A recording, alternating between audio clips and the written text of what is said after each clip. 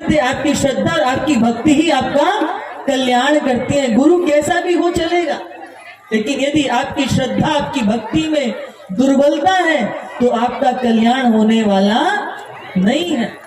और बंधुओं, मान लो कुछ साधु महात्मा, उनकी वजह से यदि हमारे मन को कष्ट भी हो जाए तो क्या भारत की इतनी सुंदर सनातन परंपरा आदि गुरु शंकराचार्य जी की, वो सब क्या दूषित हो जाती है? अरे बंधुओं, अगर आज भारत में नोट चलते हैं, ठीक है, अगर हम 30 रुपए का नोट चलाना चाहें तो चलेगा क्या? 60 रुपए का चलाना चाहें तो चलेगा क्या? चलेगा। क्यों नहीं चलता? क्योंकि उसको कोई मान्यता नहीं है। पर यदि आप 50 रुपए का नकली नोट चलाना चाहो तो भी चला दोगे। क्यों? क्योंकि 50 रुपए को मान्यता है। ऐसे ही हमारे देश के अंदर साधुओं को, सनातन को, भगवा को हमने शीश पर धारण किया हुआ है। इसके कारण कभी कभी कुछ बहरूपियां इसका जो है दुरुपयोग कर लेते हैं, लेकिन सनातन जो परंपरा है वो अति पावन है। इसलिए मेरा निवेदन है, यदि आप सनातन धर्म की इस आस्था के वृक्ष को आप जल नहीं दे सकते तो जड़ को काटने का भी आपको प्रयास नहीं करना चाहिए। ये बहुत सुंदर परंपरा है। इसलिए मेरा कहने का भावार्थ इतना ही है कि गुरु कैसा भी हो चलेगा, लेकिन आपकी श्रद्धा कैसी है यह उस पर निर्भर करता है। ये वैसा ही है जैसे एक बार क्या हुआ कि एक कोई डकैत था, वो किसी का कत्ल करके भाग गया।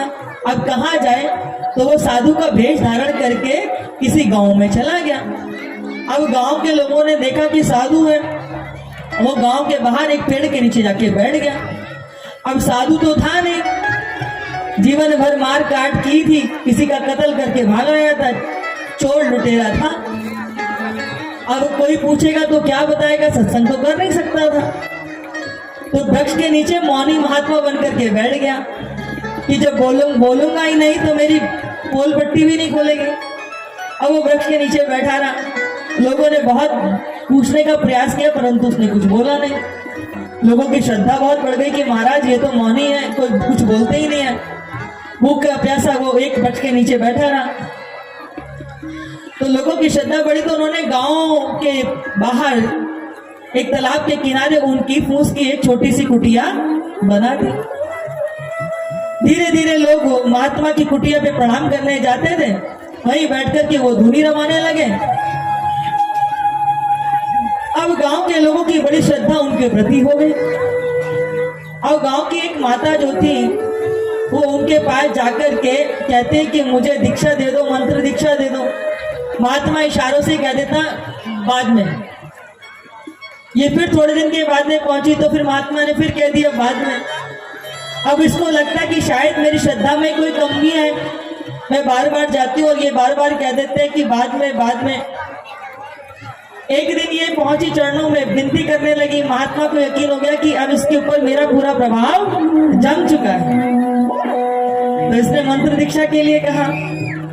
तो महात्मा ने कहा ठीक है, मैं तुझे कल सुबह मंत्र दीक्षा दे दूंगा, लेकिन मेरी एक शर्त है, तेरे घर में जितना भी जेवर है, धन है, नकदी है, सब लेके आना मेरे पास।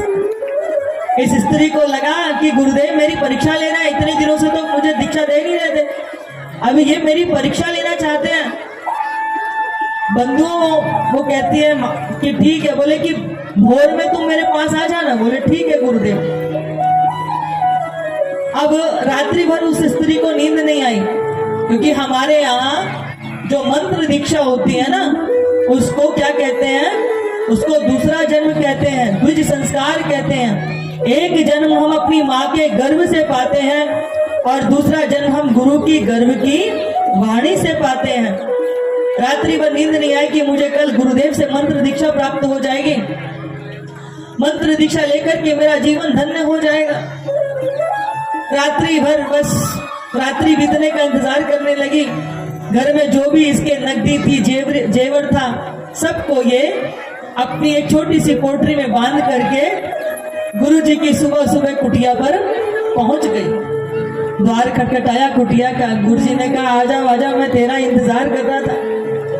ये भीतर आई, इसको गुरुजी ने मंत्र दे दिया और कहा कि देख आंखें मत खोलना जब तक मैं ना कहूं। कि श्रद्धा से आंखें बंद करके मंत्र जाप करने लगी और गुरुजी सब लेकर के चंपत हो गए। अब ये बैठी है यहाँ पे, घर वाले ढूंढ रहे कि कहाँ गई, इधर उधर आस पड़ोस में सब देख रहे हैं, घर में कोई काय नहीं, कलेश नहीं, कहाँ चली गई बिना बताए। मायके वायके सब जगह ढूंढते फिरे लेकिन इसका कोई पता नहीं। अब किसी को क्या पता कि दूर दूर तक ढूंढ रहे हैं, लेकिन वो गुरुजी की कुटिया में बैठ करके भजन कर रही है। बंधुओं, एक दिन बीता, 2 दिन बीता, भूखी प्यासी, गुरुजी ने कहा था आंखें मत खोलना। भजन करते करते करते करते कब चित्तवृत्तियां अंतर्मुखी हो गई, इसको पता ही नहीं चला। बंधुओं, भगवान से देखा नहीं गया। भगवान चतुर्भुज रूप में उस कुटिया में प्रकट हो गए, पर ये तो भजन में लगी हुई है। प्रभु का जब स्पर्श पाया तो आंखें खुली, प्रेमाश्रित आंखों से ढुलकने लगे, भगवान के चरणों में गिर गए। भगवान ने कहा देवी जा, अपने घर लौट जा। तू जिसके लिए भजन कर रही है ना बैठ करके, वो कोई गुरु वुरु नहीं है, वो तो गुरु घंटाल था, तेरा सब कुछ लूट के चला गया। वो स्त्री चरणों में गिर गई, कहती है प्रभु जो कुछ कहना है मुझे कहो, मुझे कोसो, पर मेरे गुरु के लिए कुछ मत कहना, क्योंकि आज उनकी कृपा से दर्शन देने के लिए आप प्रकट हुए हो। यदि वो ना होते तो आप मुझे दर्शन देने के लिए प्रकट ना होते। इसलिए मेरे कहने का भाव यही है बंधुओं कि गुरु कैसा भी हो तो भी चलेगा, परंतु आपका शिष्यत्व पूरा होना चाहिए, आपकी श्रद्धा में और निष्ठा में कोई कमी नहीं होना चाहिए। सज्जन महापुरुषों के पास बैठोगे ना तो आपके जीवन में अच्छा ही आना है। गन्ने को कितना भी निचोड़ लेना, वो मिठास ही देगा, मिठास के अलावा कुछ और नहीं मिलेगा। इसीलिए आपके जीवन में कृपा, सन्निधि, ज्ञान तभी आ सकता है जब श्रेष्ठ गुरु की प्राप्ति होती है, और बिना गुरु के ज्ञान नहीं मिलता। और बंधुओं, हम अपनी बताएं, हम औरों की तो क्या कहें, हम अपना आत्म अनुभव कह सकते हैं कि हम जिस परंपरा से हैं, मेरे पूज्य दादा गुरुदेव परम पूज्य युग पुरुष स्वामी परमानंद गिरी जी महाराज, जिन्होंने सारी दुनिया को वेदांत सिखा करके आत्मज्ञान से धन्य किया, तो वही मेरे गुरुदेव पूज्य दीदी माँ साध्वी रिदम्बरा जी, जिन्होंने बुंदेली भास्कर के सभी दर्शकों को मेरा प्यार भरा नमस्कार। आप ये चैनल देखते रहें, हमारे भैया को सपोर्ट करें, इस चैनल को सपोर्ट करें। आप सभी के साथ मेरी शुभकामनाएं, और जितना हो सके इससे ज़्यादा से ज़्यादा सब्सक्राइब कीजिए। धन्यवाद। जिन्होंने सारे भारत को सनातनी रंग में ऐसा डुबोया कि गली गली राम भक्तों से आच्छादित हो गई। उन्होंने ज्ञान सिखाया तो उन्होंने कर्म सिखाया कि कोई एक बालक जिसे देवकी की कोख तो मिल गई, पर यदि यशोदा की गोद भी मिल जाए तो वो कान्हा की तरफ प्रेम पा सकता है। हम सब जानते हैं कि किन्हीं भी 2 जीवों के परस्पर मिलन से तीसरे की उत्पत्ति होती है। कोई बालक जिसको माँ की गोद तो मिल गई, पर किसी भी कारण परिस्थिति में जो अपनी माता से बिछड़ गया, भारत में उसको अनाथ अवैध जैसे अपशब्दों से पुकारा जाता है। पूज्य दीदी माँ कहा करते हैं कि जिस देश में पशुओं के भी नाथ पशुपति नाथ हो, जहाँ नाथों के नाथ रघुनाथ हो, जहाँ द्वारिका नाथ हो, उस देश में भला कोई कैसे अनाथ हो सकता है। इसीलिए कोई अनाथ नहीं है, हम सब सनाथ हैं। हाँ, उसके माता पिता की छत्र छाया हट गई तो क्या हुआ? तुम कहते हो कि वो अवैध है क्योंकि उसके पिता का पता नहीं। अरे दीदी माँ कहते हैं कि संबंध अवैध होते हैं, संतान अवैध नहीं होती, वो तो परमात्मा की कृपा का प्रसाद है। इसलिए जो बच्चे अपने माता पिता से किन्हीं भी कारण परिस्थितियों में पिछड़ गए, पूज्य दीदी माँ जी ने उन सबको अपने हृदय से लगाया और उनको वात्सल्य ग्राम वृंदावन में यशोदाओं की गोदी में उनको प्रेम दिया, वात्सल्य दिया। आज न जाने कितनी माताएं जिन्होंने उन बालकों को जन्म नहीं दिया, परंतु अपने भाव संबंधों से उन बालकों का लालन पालन पोषण कर रही हैं। कितनी सारी वृद्धाएं जो उन बच्चों की नानी बनकर के घर में रहती हैं। एक घर बनाया, 5-7 बच्चे, माँ, मौसी, नानी, ऐसे ये लोग परिवार के रूप में घर में रहते हैं। प्रत्येक बच्चे का अपना घर है, दूसरा घर उसकी मौसी का घर है। ऐसे सबके अपने अपने घर है। पढ़ने के लिए अच्छा विद्यालय है। माँ का दूध नहीं मिला, अब माँ का दूध नहीं मिला तो फिर दूध की पूर्ति कैसे हो? तो बंधुओं, वहां बड़ी सी गौशाला बनाई कि माँ के दूध की पूर्ति तो फिर गौ माता का दूध ही कर सकता है। इसे संपूर्ण गौशाला का दूध बच्चों की सेवा में जाता है। बाहर से आने वाले लोगों के लिए अतिथि गृह है और उस वात्सल्य ग्राम के अंदर छोटा सा मंदिर और आश्रम भी है। वहां साधक रहते हैं। और अभी तो खैर पूज्य दीदी माँ जी एक विराट, संपूर्ण विश्व के लिए एक अद्भुत माँ सर्वमंगला पीठम, बहुत दिव्य माँ भगवती का, त्रिपुर सुंदरी का एक अद्भुत मंदिर बनाने जा रहे हैं, जहाँ धर्म की वैज्ञानिकता को स्थापित करने का अद्भुत कार्य हो रहा है।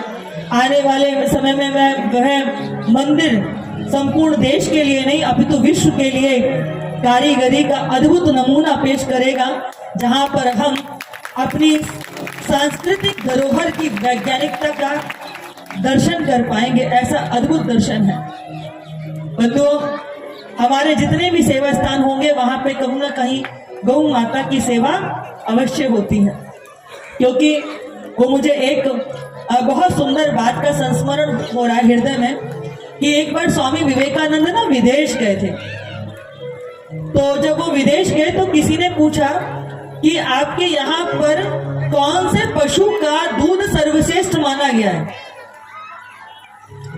कौन से पशु का दूध सर्वश्रेष्ठ माना गया है? तो विवेकानंद जी ने कहा कि भैंस का। तो बोले आपके यहाँ तो हर बात में गौ माता की जय, गौ माता की जय, गौ माता की जय होती है, और आप कह रहे हो कि भैंस का दूध सर्वश्रेष्ठ माना गया है। तो बोले आपने प्रश्न किया कि आपके यहाँ कौन से पशु का दूध सर्वश्रेष्ठ माना गया है? बोले हमारे यहाँ गौ को पशु नहीं, हमारे यहाँ गौ को माँ माना गया।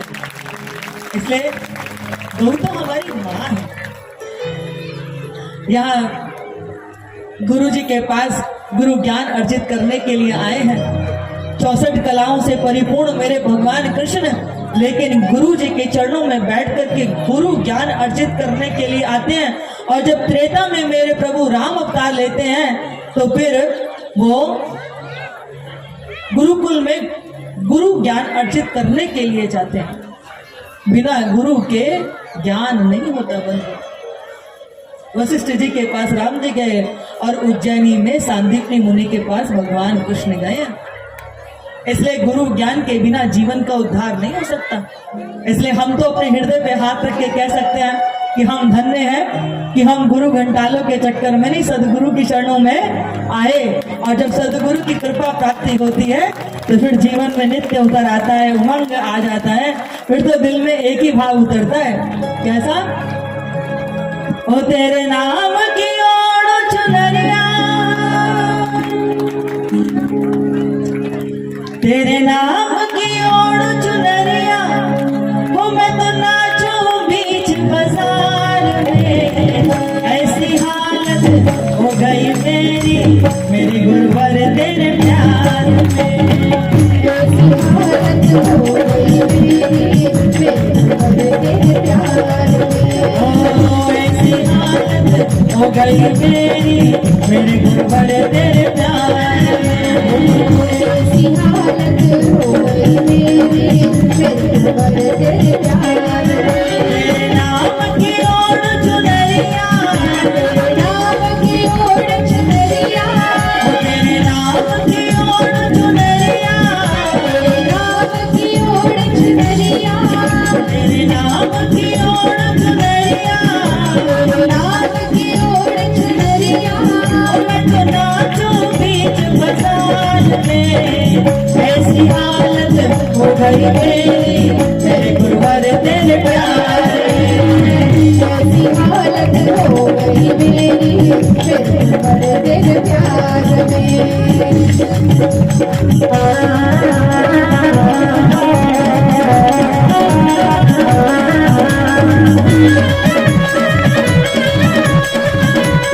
बुंदेली भास्कर के सभी दर्शकों को मेरा प्यार भरा नमस्कार।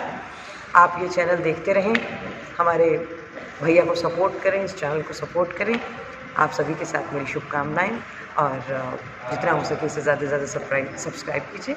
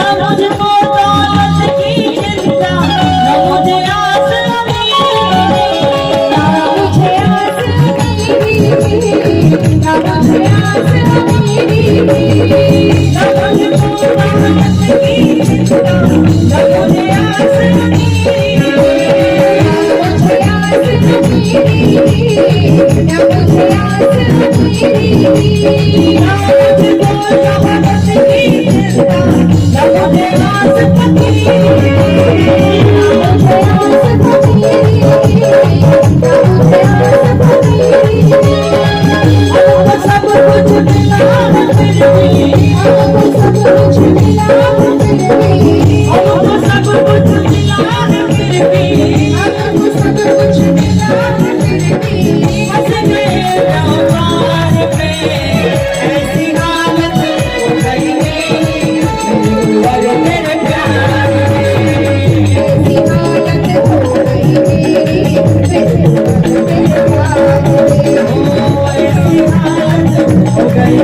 गुरुवर तेरे प्यार में ऐसी हालत हो गई मेरी फिर गुरुवर तेरे प्यार में तेरे नाम की ओर चुनरिया तेरे नाम की ओर चुनरिया तेरे नाम की ओर चुनरिया तेरे नाम की ओर चुनरिया मैं तो नाचूं बीच बाजार में ऐसी हालत हो गई मेरी मेरे गुरुवर तेरे प्यार में ऐसी हालत हो गई मेरी फिर गुरुवर तेरे प्यार में ऐसी हालत हो गई मेरी मेरे गुरुवर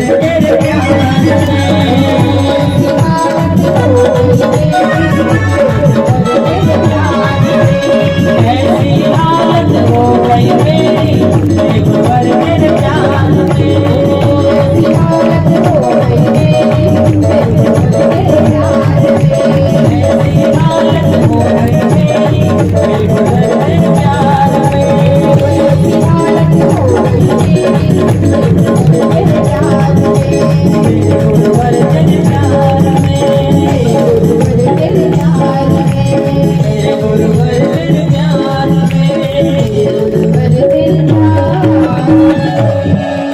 श्री सद्गुरुदेव भगवान जय बुंदेली भास्कर के सभी दर्शकों को मेरा प्यार भरा नमस्कार।